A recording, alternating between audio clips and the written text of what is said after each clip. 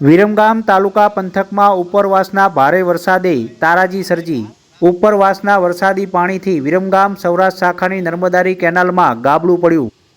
વિરમગામ પાસે આવેલા નાની કુમાદ પાસેના વરખડિયા સાયફન કેનાલમાં પાણીનો વધારો થતાં ઓવરફ્લો થઈ કેનાલ। ઉપરવાસના પાણીથી પાસે આવેલી સૌરાષ્ટ્ર શાખાની નર્મદાની મુખ્ય કેનાલમાં ગાબડું પડ્યું હતું। કાચી કેનાલનું પાણી મુખ્ય કેનાલમાં ફરી વળતા નર્મદાની મુખ્ય કેનાલમાં પણ પાણી ફરી વળ્યા હતા। કડી સહિત પંથકના ઉપરવાસના વરસાદી પાણીથી આ સાયફન કેનાલમાં આવે છે, જેને લઈને સાયફન કેનાલમાં આવતા પાણી ઓવરફ્લો થતા સાયફન કેનાલનું પાણી મુખ્ય કેનાલમાં ફંટાયું હતું।